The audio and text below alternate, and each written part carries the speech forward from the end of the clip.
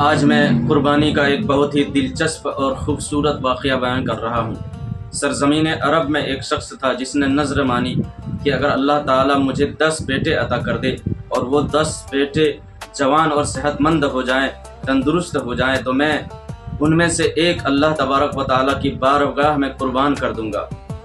الغرض وہ دن آ گیا کہ اس کے 10 بیٹے ہو گئے اور 10 بیٹے صحیح سلامت تندرست جوان ہو گئے۔ سب سے چھوٹے بیٹے کی عمر تقریباً 18-20 سال تھی۔ اس شخص نے ایک دن اپنے سارے بیٹوں کو جمع کیا اور اپنی نذر کے بارے میں بیان کیا کہ میں نے اللہ سے نذر مانی ہے کہ اگر میرے 10 بیٹے ہو جائیں، صحیح تندرست و توانا ہو جائیں، تو میں ان میں سے ایک اللہ کی بارگاہ میں قربان کر دوں گا۔ سارے بیٹوں نے بیک زبان ہو کر کہا کہ ہم سب آپ کے سامنے حاضر ہیں، ہم سب آپ کی نذر کے لیے راضی ہیں، آپ جسے چاہیں اسے اللہ کی راہ میں قربان کر دیں۔ اس شخص کو بڑی خوشی حاصل ہوئی اور فرط مسرت میں وہ خانہ کعبہ کے اندر پھال نکالنے والے کے پاس چلا گیا تاکہ وہ معلوم کر سکے کہ کس کے نام قرعہ پھال نکلتا ہے اور اسے اللہ کی راہ میں قربان کر دیا جائے۔ اتفاق سے قرعہ پھال اس کے سب سے چھوٹے بیٹے کے بارے میں نکلتا ہے اور وہ شخص چھری لے کر آستینیں چڑھا لیتا ہے اور اپنے بیٹے کو اللہ کی راہ میں ذبح کرنے کے لیے تیار ہو جاتا ہے۔ ادھر سرداران قریش کو خبر ہوتی ہے تو وہ دوڑے چلے آتے ہیں اور بولتے ہیں کہ اے شخص، تو کیا کرنے جا رہا ہے؟ تو اپنے نور نظر لخت جگر چاند سے حسین بیٹے کو ذبح کرنے لگا ہے، یہ کیا کر رہا ہے؟ کیا ماجرا ہے؟ اس نے کہا کہ یہ میرا اور میرے خدا کے درمیان کا معاملہ ہے، تم لوگ کون ہوتے ہو اس میں دخل دینے والے؟ الغرض انہوں نے کافی منت سماجت کی۔ بالآخر یہ بات طے ہوئی کہ حجاز کی سجاہ نامی عرافہ کے پاس ہم جائیں گے اور وہ جو فیصلہ کرے گی اس پر ہم عمل کرنے کے لیے تیار ہیں۔ الغرض ان کا قافلہ اس عرافہ کے پاس پہنچتا ہے اور اپنا ماجرا بیان کرتے ہیں۔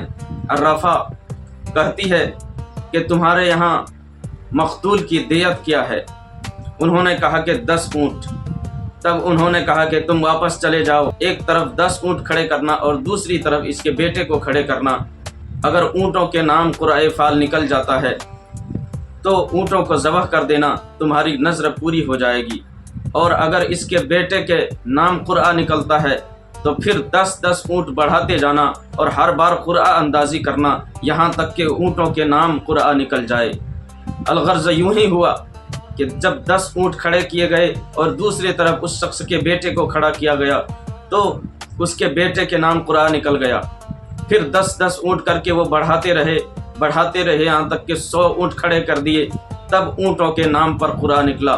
پھر اس شخص نے کہا کہ 3 مرتبہ قرعہ اندازی کرو، تب میں مانوں گا ورنہ میں تسلیم نہیں کروں گا۔ الغرض 3 مرتبہ قرعہ اندازی کی گئی اور تینوں مرتبہ خوش نصیبی سے اونٹوں کے نام قرعہ نکل گیا۔ بالآخر وہ 100 اونٹ ذبح کر دیے گئے اور اذن عام دے دیا گیا کہ جو چاہے جتنا چاہے اونٹوں کا گوشت لے جائے، کسی کو کوئی روک ٹوک نہیں ہے، یہاں تک کہ درندے اور پرندے جانور جو بھی اس کا گوشت کھائے کسی کو بھی نہ روکا جائے۔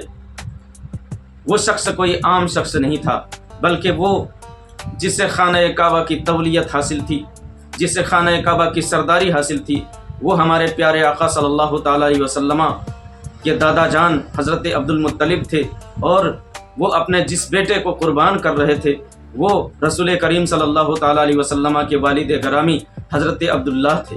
کیا ہی دلچسپ قربانی ہے۔ ادھر حضرت ابراہیم علیہ السلام اپنے بیٹے حضرت اسماعیل علیہ السلام کی قربانی کرنے کے لیے تیار ہوتے ہیں، اور ادھر رسول کریم صلی اللہ تعالیٰ علیہ وسلم کے دادا کریم اپنے بیٹے حضرت عبداللہ کی قربانی کے لیے تیار ہوتے ہیں۔ رسول کریم صلی اللہ تعالیٰ علیہ وسلم کا نسب سب سے پاکیزہ نسب ہے اور آپ کی نسل سب سے عمدہ نسل ہے۔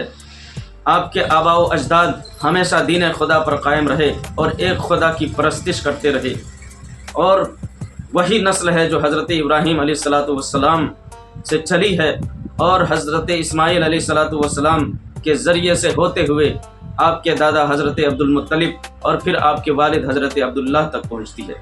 حضرت امیر معاویہ رضی اللہ تعالیٰ عنہ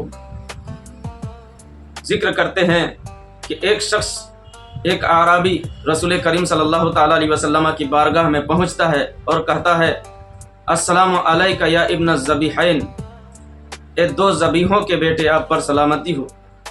حضرت امیر معاویہ رضی اللہ تعالیٰ عنہ نے عرض کیا کہ یا رسول اللہ صلی اللہ تعالیٰ علیہ وسلم، اس کا کیا مطلب ہے؟ دو ذبیح کون ہیں؟